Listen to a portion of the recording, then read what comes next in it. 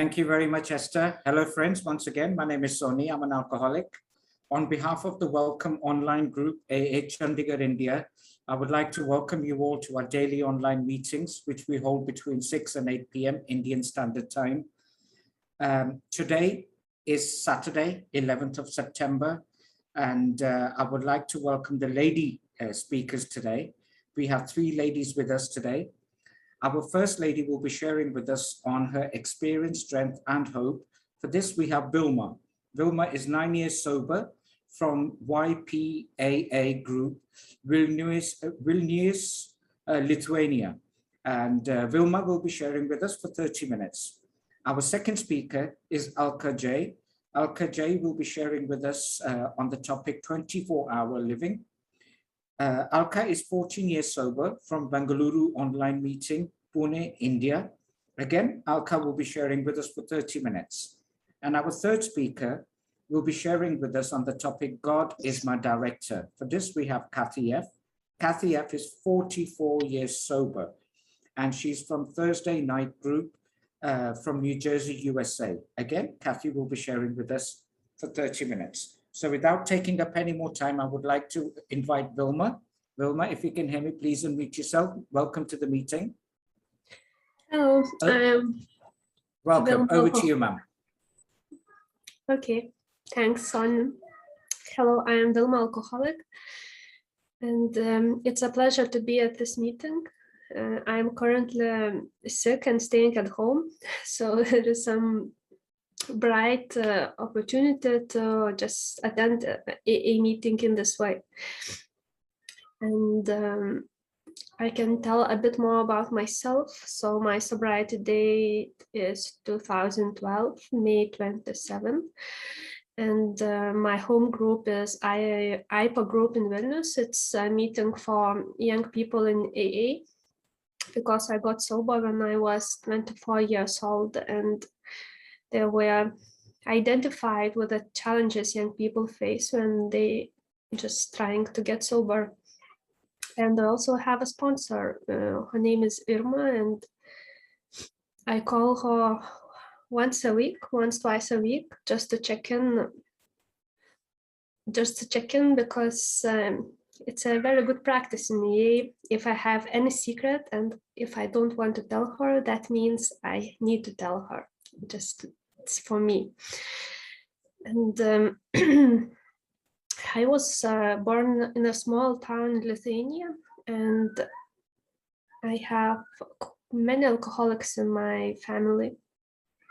My childhood was quite difficult, and I remember when I was 12 years old, I tried alcohol myself, and it was the first time I got drunk, and I felt this amazing freedom in myself. And I felt like I can love others, I can be friendly, and everything is okay with me. And I remember that feeling quite well. After that, I decided to be a good girl. I always want to be like a really good person, and I always had this conflict between alcohol and me. So I decided to quit drinking, but I did it anyway. I used to drink at the parties because I was afraid to interact with my friends of the same age, because when you are a teenager, number one priority in your life is to have friends, and I didn't care if I drank too much to get them. When I was 16 years old, I remember losing control over alcohol for the first time in my life, because I was drinking, and I remember thinking that I'm drunk already and it's enough for me. But there was some strange power in me that kept me going, and I kept going, and I drank, and I experienced blackout, and I got scared. I never experienced this and not unimagine that I cannot manage my life this way. And I got scared, and I decided to to quit parties and to find new friends. And I started to study very hard, and I finished my school and joined university. I started studying medicine. I was very proud of it. I really liked the respect people gave to me because of this field of study. But actually, I didn't like it. I was studying only for the pride. And it didn't last long before I quit school and I joined to another field. I joined the other field, which was easier, and I started to drink again. And after that, everything was very quick because I experienced my degradation of personality. I remember on my last year of drinking, I like spending time in my room and just playing video games. I didn't have energy to do anything. I isolated myself from my friends and family. And the only thing that gave me joy was alcohol.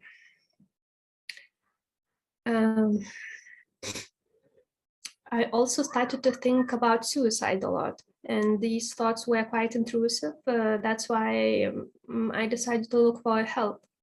And I found this 12-step group that I joined. And I met some woman who was a member of Alcoholics Anonymous. This woman was really nice. She was really beautiful and confident, and she said she was alcoholic, and it really confused me. So I started to talking with her, and she told me two things. She told me to quit drinking and go to AA meetings. And at first I was real confused. I said, okay, I will stop drinking, but I don't need AA because I'm sober for quite a while now. I was sober for 2 months. And why do you need to go to AA meeting when you're already sober? I experienced a lot of confusion because of that. But she just told me that if your life gets harder, if you feel you cannot make it on your own, just come to a meeting. And soon I came here because I experienced this unmanageability of life. It was when I got sober, I was still in university, and I remember I was not able to go to my lectures because I felt really insecure. I was really afraid talking to people, and I also felt there's something wrong with my brain because I cannot study anymore. And these things scared me because all my life I put my trust in the ability to be smart and to think, and I was not able to do it anymore. So I came to a meeting and I got a relief. And after that, I came the next day and I got relief again, and I started going to A meetings every day. I was going to A meetings every day, like, I don't know, for half a year, I guess. And after that, I identified with other members. I identified with their fears and with this strange power where you cannot control your alcohol, like, and I was thinking, reflecting a bit about my first year of sobriety, and I remember it as quite a difficult time for me, and I was wondering why it was so difficult to get sober, and I think it was because of my ego. I had a really big ego inside of me. I wanted to do grandiose things. I want to be really smart, really beautiful, really good person. I wanted to save the world. I was not able to, to go out of my room, and I felt disgusted of myself, and I felt not loved enough, not appreciated enough, and this alcoholic ego made me feel really miserable. And the only relief I found was being around other alcoholics. At first, it was the meetings, and I started to hang out with other alcoholics on my free time. We used to go to AA conventions, and I found I can be free around them. It really helped me. So when I was about 4 years sober, I experienced some crisis in my sobriety because I realized that these things do not work for me anymore, because I was facing the reality of being sober girl, and I was not able to go through my fears. I finished university, but I was not able to get a job, and I was working in a real hard. I was working really hard. I needed to get up early in the morning, and I was very unhappy about it. I was living in a flat with 2 other girls, and we are fighting a lot. I was having these dreams which I was not able to fulfill, and I felt miserable again. And I remember I was reading in our literature that if you ever lose faith in AA and you think that there is no answer in AA anymore, you just wait. You just please go to the meetings and wait, because you will you will meet some person who you identify with, and that person will bring you hope. And I read this line and I decided to follow this advice, and I was just going to a meeting and looking for a sponsor, basically. And it was real strange because at the time I knew all the women in AA in Vilnius, Lithuania, and I didn't like any of them. I was so arrogant. And at the same time, one woman came back to Lithuania from USA. She was studying in USA, and she came back to Lithuania and came back to Alcoholics Anonymous.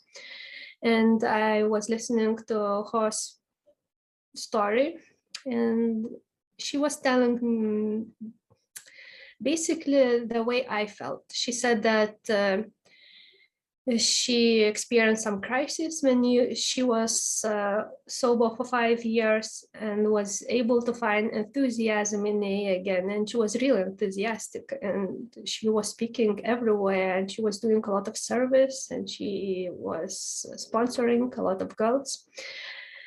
And I decided to ask for help. And I said, could you please be my sponsor? And she said, okay, I will be a sponsor if you do all these things that we are too much. Like you need to call me every day, you need to go to meetings 3 times a week, you need to find your home group. And if someone in the AA asks you to do something, please say yes. First, it was quite hard because I was still an arrogant person. After a few months, I experienced this peace of mind, and I also started to get interested in AA again, because I started to notice newcomers, and I really liked doing service, and I really liked being with my brothers and sisters, basically, in AA. And my journey of the steps began. We are reading the big book, and we are doing the steps. And I remember the huge change in me when I was in the middle of the steps. I was doing step 5, which is basically telling your resentments and fears to another person. And me and my sponsor, we are doing this step 5. I was reading everything about me, all this anger, resentment issues. And at the beginning, I felt quite hopeless. I felt that there is these fears and resentments inside of me, and I have no power to fight them. I have no power to fight them. And I felt quite hopeless and like pessimistic about it. But while I was reading, sometimes we used to stop and laugh, and sometimes we used to stop and my sponsor told something about herself. And I was looking at my sponsor and thought, she is the same as me, but she has this peace inside of her, and she is in peace with herself, and maybe there is a way for me. And I experienced this spiritual awakening. I thought that maybe there is a higher power that can help me to live through my alcoholism. And after I finished step 5, I was going home, and I decided to check if I could really rely on a higher power. I was having a job interview. At the time, I had this fear of choking up. It used to happen in the meetings when I used to block and could not speak with other people. And this fear was quite big, and I was thinking not going to the job interview because of that.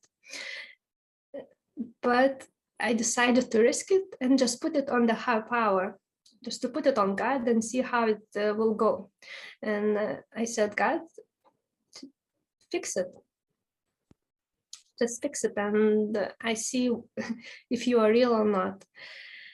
So I went to the job interview, and I remember knocking on the door, and I remember feeling blocked. I opened the door and I saw a dog inside of the room, a real live dog. I started to just play with him, and all my fears went away, and I was able to do the interview and I got the job. I came back home and I was real surprised, and I realized that it was truth, what is written in the agnostics. All my life, I put my trust on my ability to think, and I put my trust on being self-sufficient, but there is also God, and I can live my way just depending on Him. So it made quite a big change in me, because after that, I became like a fan of Alcoholics Anonymous, and I still am. And I also try to practice like spiritual principles in my life, and keep getting surprised of what outcome it might bring to me. After that, I experienced quite a few years of seven step, I think so, what was happening to me, because for some reason I used to call my sponsor and I used to cry a lot of the things I did, of my character defects, and I was so discontent of myself, and I used to call her. I used to tell her this. I used to call, tell, use, call, tell. And then there was some change in me when I realized that I can put my character to the care of God as well. And I realized this and became more peaceful as well. I joined the training program for my job. It was very hard for me, and I practiced this principle of dress up and show up. So I used to dress up and show up, dress up and show up, dress up and show up. And I don't know how, but after a few years, the fear of people disappeared. It was like a miracle. I just woke up one morning and I realized I am not afraid to go to my job anymore. And I actually didn't do anything. I mean, I used to call to my sponsor and complain about it. and nothing changed. And then I decided to just, oh, okay, I will live this as forever. It's okay for me. I accepted it, and then it disappeared. So I keep getting surprised of this program, actually. So when I was doing my step 9, making comments to the people I've heard, I was quite skeptical as well, because I didn't know how to be in a relationship and to maintain the relationship. And I was not sure if I need this. But anyway, I wanted to trust the process. So I made this amends to people. For example, I was quite cold with my mother, and we are quite, we had no relationship basically. And I decided just to call her every week and to visit her on special occasions. And that was my amends to her. And while I'm doing this, I feel that I'm a better person. Strange. Like I feel more self-worth.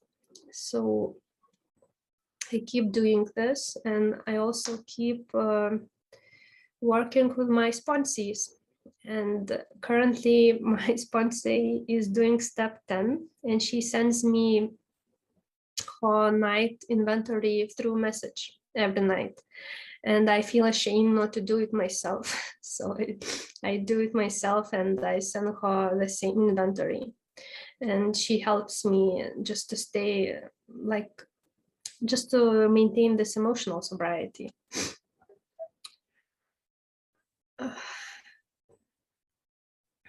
And step 12, service. I feel there is a line in the book that says that helping the newcomers or being around newcomers is the brightest moments in our lives. And I noticed this myself. When I doubt there is a meaning in life, I just need to go into service and to see how other people change. I saw people getting sober, like literally getting sober, and it's really inspiring. And I actually lost the track of time. How much time do I have to speak? Ma'am, you have another 9 minutes. 9 minutes, okay. I might tell a bit of my IPA group in Vilnius, because we experienced some like challenges in the pandemic. So I have this home group that has a meeting every Friday in the evening. And my sponsor told that I should just find the group I feel I can be the most in service, and go to every meeting there. So I decided to trust this process, and I joined this IPA group. And we are experiencing these challenges, how to maintain this meeting during the pandemic time. So at first we just transferred to Zoom Meet platform. We're doing Zoom meeting. Then we decided that it will be good to translate the meeting to a sign language, because it's a good opportunity just have a sign language interpreter, because it's very visually good opportunity to do so. After that, we went to a hybrid form, and I remember reading the chapter from our daily reflections, I think, about Bill. Alcoholics Anonymous was founded before the World War II. And there was a line that many AA members went to war for 4 years. And there was like a challenge if they can make it, because we are separated and there were no meetings. And it was quite a horror so far if they are going to make it. And I remember reading this. And after that, we went to a quarantine in Lithuania. And it's very nice to see that there are some creative ways when we can make it, we can go through with it. And I really like this group and this idea of like making international meetings with women speakers and men speakers. So it actually brings me joy.